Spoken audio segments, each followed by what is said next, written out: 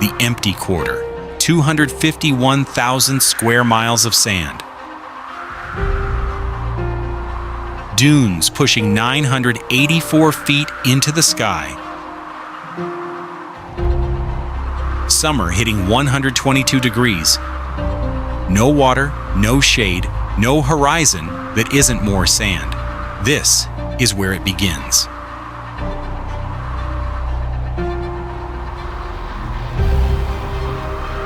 Not a place people passed through, not a place they were stranded in. The families who would build the UAE called this home, not despite what it was, but because of what it was. Before oil, there was water. 7.5 miles of underground channel, gravity-fed, no pumps, no electricity, running continuously for 3,000 years. Before the tower, there was a decision. 1902, all import taxes abolished. 56 years before the first drop of oil. The choice came before the resource, always the choice first.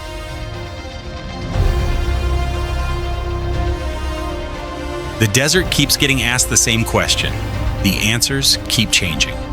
Burj Khalifa is the latest answer, not the last.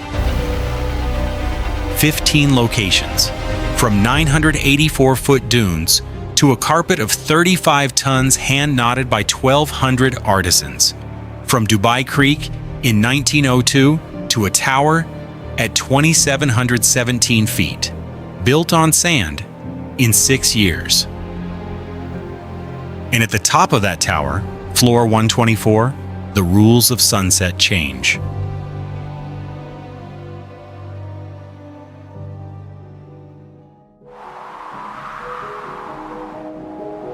The first light at Liwa doesn't arrive, it pours.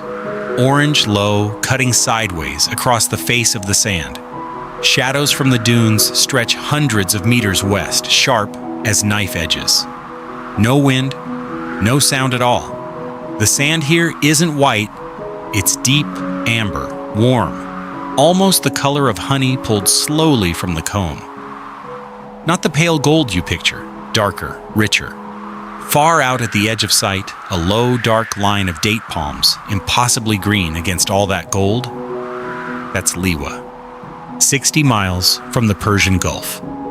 This is where Al Nahyan and Al Maktoum were born, the two families who built Abu Dhabi and Dubai. They didn't come from the coast. They came from here, not stranded, not passing through. This was home, chosen deliberately, generation after generation. Before sunrise, the Bedouin were already moving, camels relocated before 6 a.m. When the sand was still cool underfoot and the air hadn't turned, their calendar wasn't clocks, it was temperature. Breakfast was tharied, bread torn apart and dropped into slow-cooked meat broth, sometimes with vegetables, eaten communally before the heat arrived. No refrigeration needed. Dense calories for a long day on the move. The desert doesn't allow complicated food. The survival system here was precise and non-negotiable. Date palms for sugar, water, and shade. Camels for milk, transport, and social standing. One palm could feed a family through a dry stretch. One camel could carry 3 months of supplies across open sand. A family without both didn't make it through a summer. Not metaphor, literal arithmetic. At night, the empty quarter goes completely dark. No artificial light within 50 miles in any direction. The Bedouin read the stars, not as tradition, not as ceremony, not as spirituality, as navigation, as physics, as survival. Lose your direction out here and you die slowly, in heat, with no one coming. That pre-Islamic knowledge of the sky didn't disappear when Islam arrived in the 7th century. It didn't get replaced. It layered underneath, absorbed, still functional. The kandura, white cotton cut loose and wide, reflects solar radiation, not fashion. applied thermal engineering that predates air conditioning by 3,000 years. The Abaya and Sheila move air, protect skin from direct sun and abrasive sand. After oil, those same silhouettes became national identity. The desert designed the cloth. The cloth outlasted the conditions that designed it. A working home with a water system, a food system, a clothing system, a navigation system for moving through complete darkness. The families who understood these dunes didn't abandon them when the world got easier. They stayed. They built outward from here.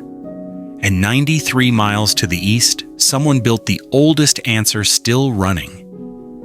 A water channel, carved through rock, fed by gravity alone, flowing continuously for 3,000 years without a single pump.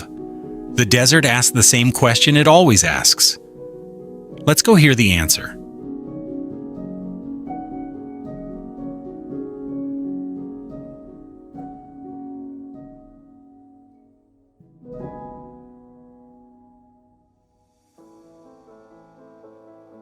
Step through the gate at Ain Oasis and the temperature drops. Immediately. No gradual transition, just shade, then cool, then the smell of wet earth. 3,000 acres of date palms. 147,000 trees packed so densely that sunlight doesn't arrive in sheets. It arrives in threads, thin gold lines cutting down through the canopy. Underfoot, a narrow path of compacted earth. Beside the path, a small channel, maybe 8 inches wide. Water running steady, clear, continuous. That's a falaj. This particular channel, Falaj Katara, runs 7.5 miles from the base of the Hajar Mountains down to this oasis. No valves, no pumps, no electricity.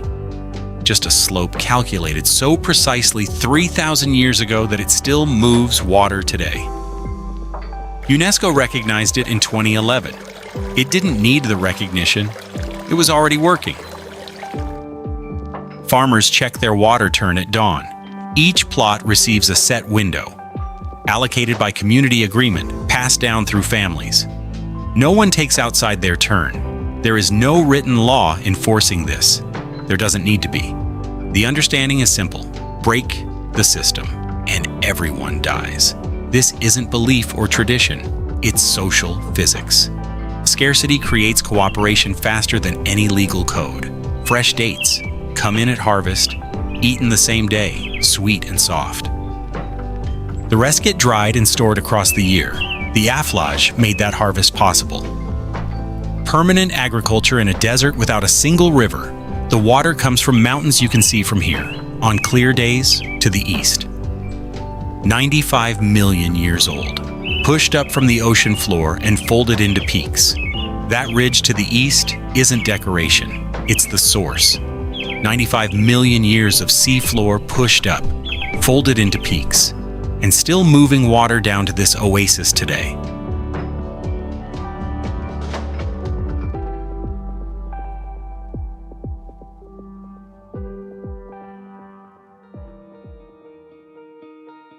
The Hajar Mountains look wrong.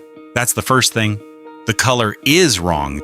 Raim, deep green-black rock, rust-red streaks, a metallic sheen that catches morning light like polished copper.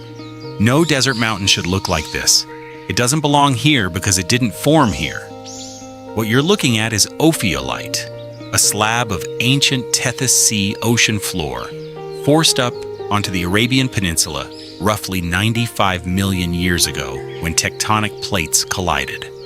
The ocean became the mountain.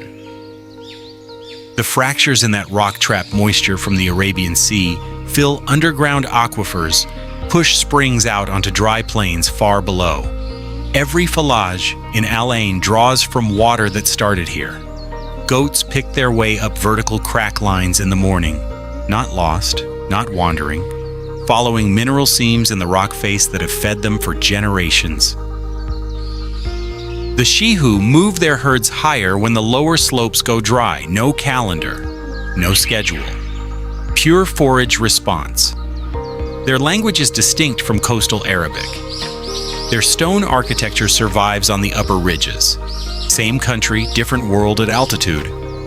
The mountain also produces something the desert cannot. Cedar honey, from the cedar tree that grows only at this elevation, sells for $71.50 a pound. Samar honey, rarer, $107 a pound. That price exists because the geography that produces it exists nowhere else in the country. The flowers need the altitude. The altitude needs the ophiolite. The ophiolite needed a tectonic collision 95 million years in the past. Geography is patient. It charges accordingly.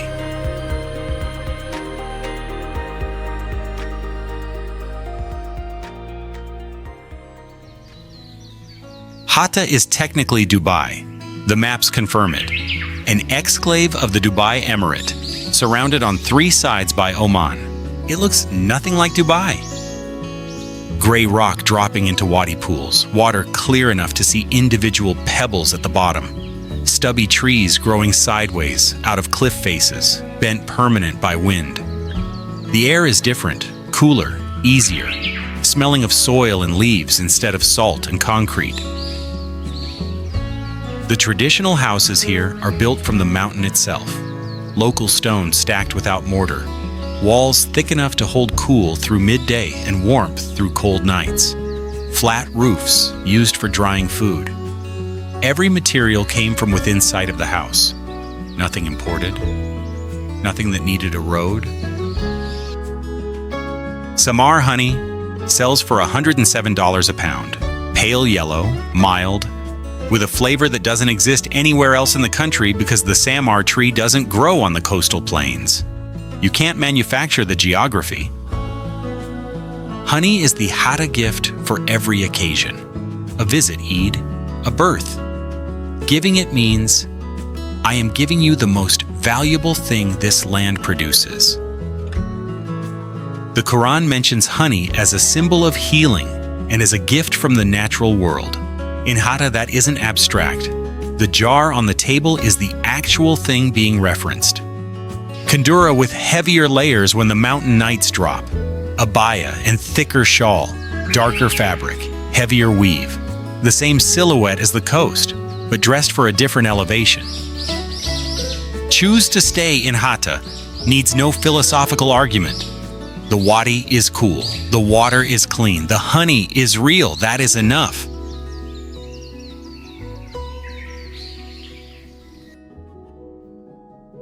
Dubai Creek, at first light, the water is still reflecting pink sky in both directions.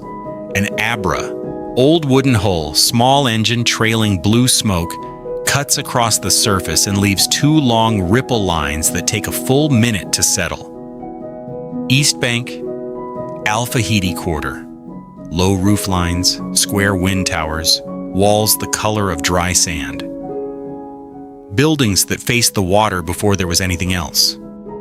West Bank, gold souk and spice souk, corrugated metal roofing, stalls fitted together since the 19th century. The smell from the spice side carries across the water. Turmeric, dried lime, cardamom. The creek itself, 8.5 miles long, 660 to 3,940 feet wide, depending on where you stand. 21 to 23 feet deep, the only natural harbor between Kuwait and Muscat, deep enough to take a loaded dhow.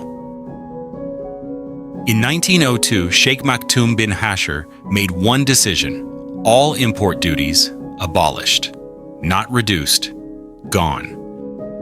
Persian merchants came within years, then Indian traders, then Omani shipping families. Sharjah, which had the taxes, lost traffic. Dubai, which didn't, gained it. The Abra still crosses today. 1 dirham per trip, same route it has run for over 120 years. Same fare in practical terms as it cost then. After the cargo was unloaded, the meal was haris, wheat and slow-cooked meat pulled apart together, $2 to $4 a bowl. The same dish served through Ramadan and through the hard months when trade was slow. Dubai was not geographically exceptional.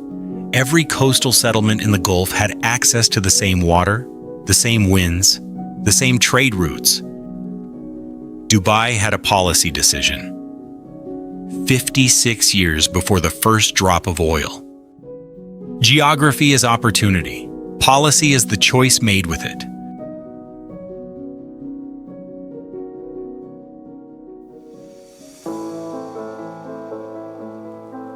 "5:30 in the morning, 4 white minarets at 351 feet catch the floodlights against a sky still dark purple. The marble courtyard underfoot is cold through the soles of shoes in December. Breath forms small clouds. No sound except footsteps. 82 domes, 1,000 columns sourced from Italy, Morocco, Greece, and India. 82 varieties of marble. No two sections exactly alike. The 7 Swarovski chandeliers are not yet lit at this hour, but the largest of them weighs 26,455 pounds and hangs at the center like a planet that has not yet started its day. Everything is white, not paint white, stone white, selected from 4 continents and assembled here. Every location before this has been about physical survival: water, temperature, food, labor, commerce. The entire logic of the desert made material. Zayed said something different with this building. The most important thing to construct is a place where people can stand in front of something larger than themselves. Oil money bought the Italian marble. It did not buy the reason people come here before sunrise. The carpet in the main prayer hall, 60,570 square feet, 35 tons, 1,200 Iranian artisans, 2 years of work. 70% New Zealand wool, 30% cotton, the largest hand-knotted carpet on earth, made by Iranians for an Arab Islamic institution. No political border inside that number. In 2024, 281,941 people came on a single Friday. 709,875 individual prayer visits across the year. During Ramadan, the Abu Dhabi Mosque network serves 95,000 iftar meals per day. Long tables laid across the courtyard. Thousands of people eating together the moment the adhan sounds at sunset. The mosque doesn't separate belief from logistics. It is the logistics. White kandura for men. White in the physical sense of reflecting heat. White in the ceremonial sense of purity. Both at once. Black abaya and sheila for women. Not a climate choice. A cultural standard of modesty that has remained consistent across the transformation of everything else around it. Zayed ordered the construction in 1996. He died in 2004. He never saw it finished.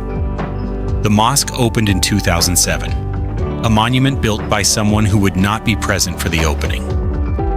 Building an answer for Zayed meant building a place capable of holding questions larger than the answer.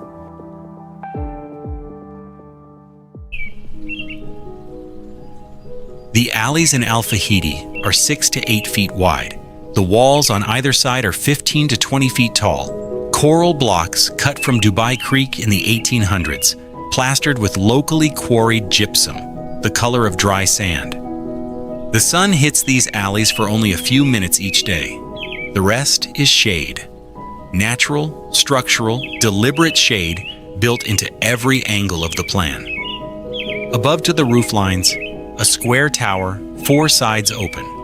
That is a bargeal, a wind tower. Hot air from any direction enters the opening, gets funneled down a narrowing shaft. Pressure builds, speed increases, temperature drops. The cooled air displaces into the room below. Zero energy, no moving parts. BBC Future documented it in 2025, still working. Every material came from within 5 miles. Coral from the creek, gypsum from local deposits, architecture of this desert, built from this desert. The merchants stored goods in wind tower houses for a reason beyond shelter. The airflow kept silk dry, spices held longer, medicines didn't spoil. In 122 degrees, cool and dry storage was the difference between inventory and loss. Cooking happened in the interior courtyards. Slow fire, shade from the overhanging roof, cross breeze from the bargeal above. Tharid, creek fish, rice with cardamom, and dried lime from the spice trade. Persian merchants, Indian traders, Omani captains, all sitting in these alleys, the same tea, the same shade, negotiating price. The bargeal cooled all of them equally. The bargeal has no spiritual orientation. This point matters. Every other desert survival system in this journey has had a cultural layer over the technical one. Merchant kandura in light cotton, headcloth absorbing sweat. Fabric choices shaped by the humidity of the creek rather than the dry heat of the interior. Persian silk worked into the tailoring, a walking record of what passed through the port. After oil, the same cut, standardized, the trade route textile influences faded into uniform national white. The city that built Burj Khalifa started here. Coral walls, gypsum plaster, a hole in the roof that moves air without electricity. Build the answer is not a 21st century idea. It is what people did in this neighborhood in the 19th century with the materials available within 5 miles.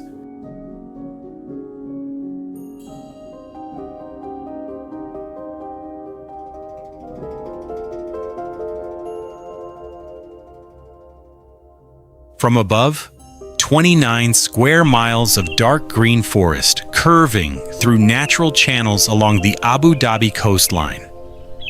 From a drone, the line between forest and sea disappears.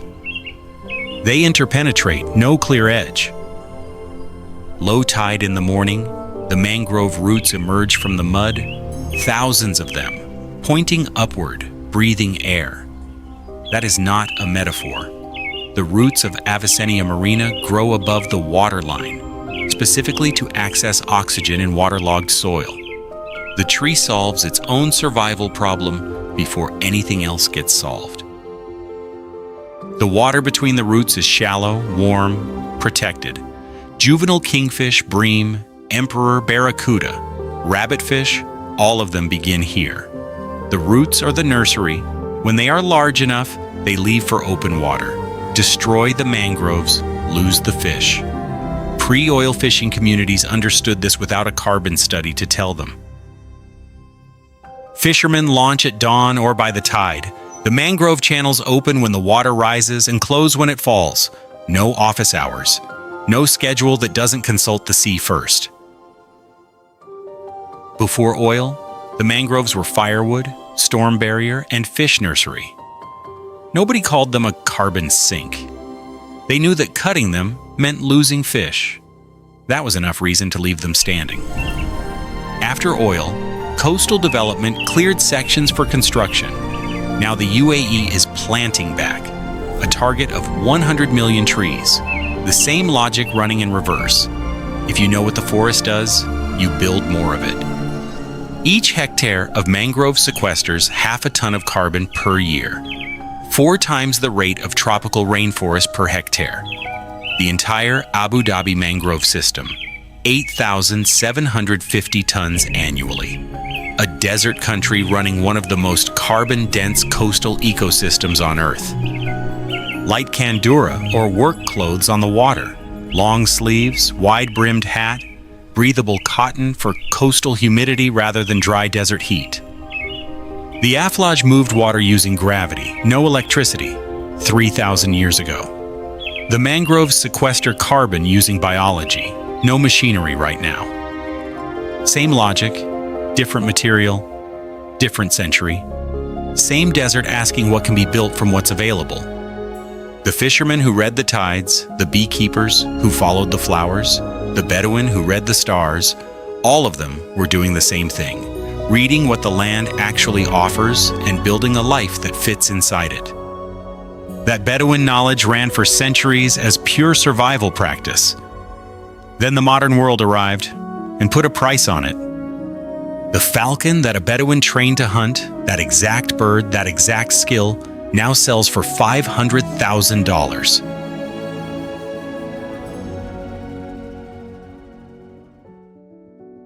Abu Dhabi Desert at first light. Low gold sun, long shadows on flat sand. One man standing alone, right arm extended, thick leather kafaz over the forearm. On the fist, a peregrine falcon wearing a hard leather hood, completely still. The hood comes off. The bird doesn't flinch. It looks forward, fixed, unblinking. Within 3 seconds, it has registered everything moving within a mile. It's a target, distance, angle, wind. The tether releases. The bird climbs straight up without hesitation. In a full dive, a peregrine reaches 240 miles per hour. Faster than a Formula One car at top speed. Faster than anything else alive on this planet. It was built for exactly this. 4,000 years of Bedouin practice figured that out long before the physics did. More than 4,000 years of this practice documented across Central Asia and the Arabian Peninsula. UNESCO inscribed falconry in 2016 as living intangible heritage. The reason it lasted? In the pre-oil desert, the houbara bustard was the primary winter protein source. The houbara moves fast across open ground. Almost nothing catches it except a trained falcon in a stoop. No falcon meant no meat through the lean months. Training takes months. The falconer and the bird sleep in the same room, eat on the same schedule. The bird's brain maps this human as safe, as the source of food, as the signal to fly. After the hunting season, October 20th to January 20th, the bird is released back to the wild. Next year, catch a new bird, train again from zero. The relationship resets annually. The knowledge in the falconer's hands does not. Under Islamic hunting law, a falcon kill is halal because the bird kills swiftly and cleanly. The regulated EAD season, captive-bred houbara only, designated areas, fixed dates, is the modern legal structure around the same ethical requirement. The kafaz protects the arm from talons designed to grip at 240 miles per hour. The hood removes visual stimulation and keeps the bird calm, not sedated, not restrained, just deprived of the signal to launch. Before oil, pure function. After oil, the UAE introduced individual falcon passports to prevent trafficking. The same bird that was a subsistence tool now crosses international borders on its own travel document. At ADAHEX auctions, buyers pay $100,000 to $500,000 per bird. $500,000 is not the price of a bird. It is the price of 4,000 years of accumulated knowledge about how to make the fastest animal on Earth hunt for you, compressed into one falconer's relationship with one bird that will be released back to the wild in January. The skill survived because the desert required it. The price arrived because the desert no longer does.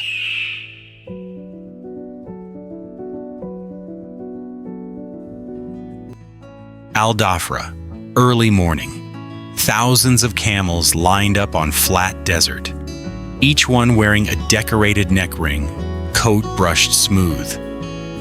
Thousands of owners in white kandura, from a distance, white columns moving slowly against yellow sand. The smell is camel hair and hot sand and cardamom coffee from the tents along the edge. The sound is low camel calls and Arabic voices and a loudspeaker reading out winner names. The judges walk the line. They look at lip shape, neck curve, head proportions, coat color. These criteria have nothing to do with crossing a desert. That is no longer the question being asked. The camel that wins this competition cannot do anything a losing camel cannot. It is simply more beautiful, by standards bred and refined over generations of exactly this contest. Before oil, one camel was a complete survival system. Transport, dairy, meat, wool, trade currency, social standing. The hump stores fat, not water, a common mistake, which the body metabolizes into energy and hydration under stress. 10,000 years of desert adaptation in one animal. A Bedouin family without camels could not cross the empty quarter. It was that direct. After oil, the survival pressure lifted. The camel became cultural capital. At Al Dhafra, 20 camels were disqualified after organizers detected cosmetic enhancement. Botox injections to reshape the lips, fillers to alter the neckline. The detection method? X-ray and ultrasound. The penalty? Disqualification and fine. The fact that this happened means the prizes are large enough to make fraud worth the attempt. The fact that the organizers developed detection protocols means they take the competition seriously enough to police it. Both of those things are true at the same time. Camel milk sells for $4.75 a liter at the festival, rich in vitamin C and iron. For centuries, it was the only reliable nutrition source for a Bedouin family on a long crossing. No refrigeration needed. Produced continuously by the animal carrying your supplies. The Quran references the camel as an example of God's creation, a sign in the world to be observed. In Bedouin and Islamic culture, the camel is lawful provision, heritage, and living evidence simultaneously. The UAE is not trying to forget the desert. It is honoring it the way a society honors something it no longer depends on for survival. With ceremony, with prize money, with fraud detection infrastructure.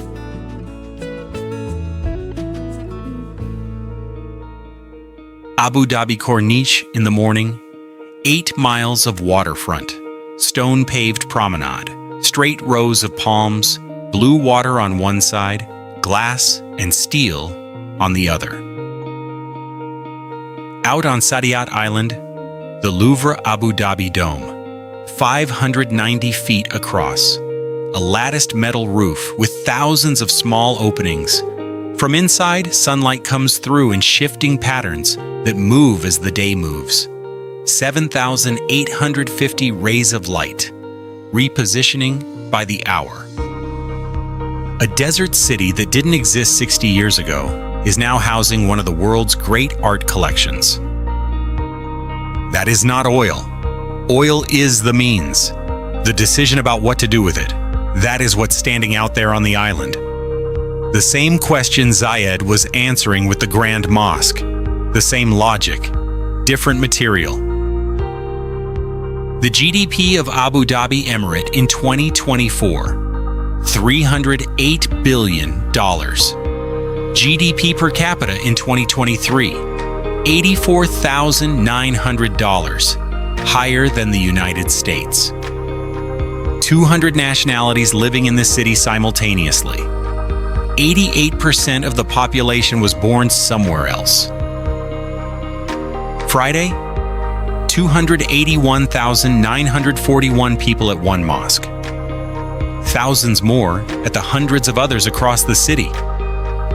Ramadan, the restaurants close during daylight. The streets go quiet. The pace of the city changes measurably.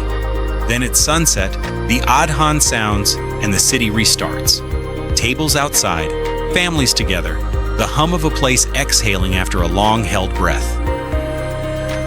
A city built by 88% non-citizens, organized around the religious calendar of the 12%.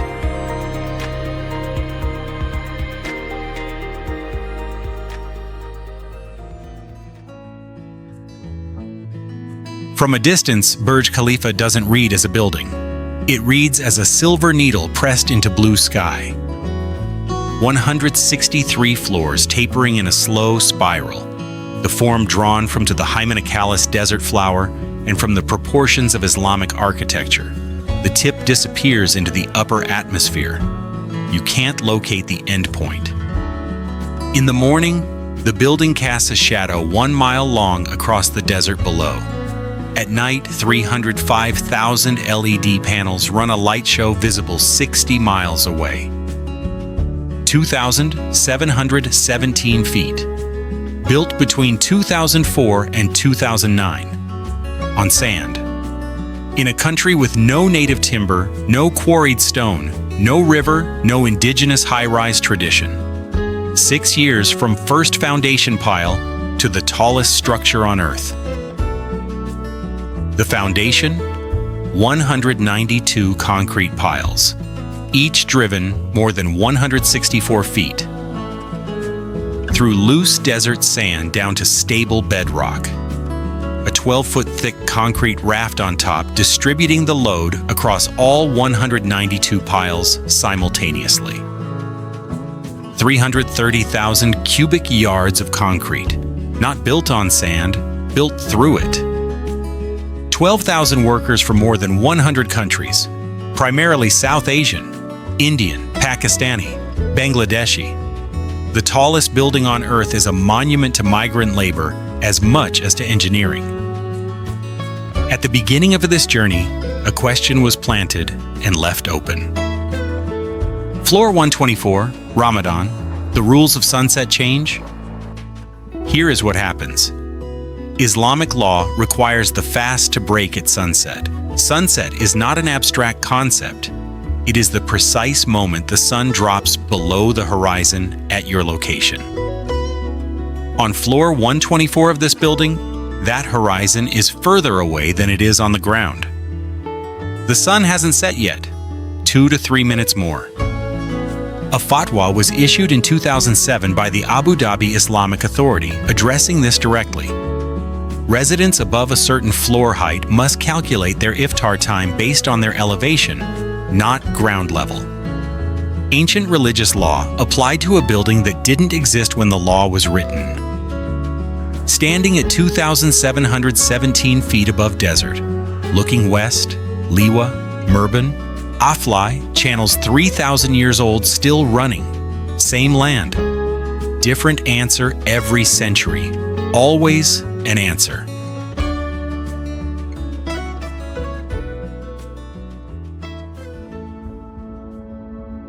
The UAE stays with you, not as a skyline, but as a question you didn't know the desert was asking. Thank you for traveling with us through every mile of this journey. Your time means everything to us. God bless you, God bless your family, and God bless every journey you take. If this journey touched your heart, share it with your family, your friends, anyone who deserves to experience this. Subscribe and join us for the next one. We have special gifts waiting for you down the road.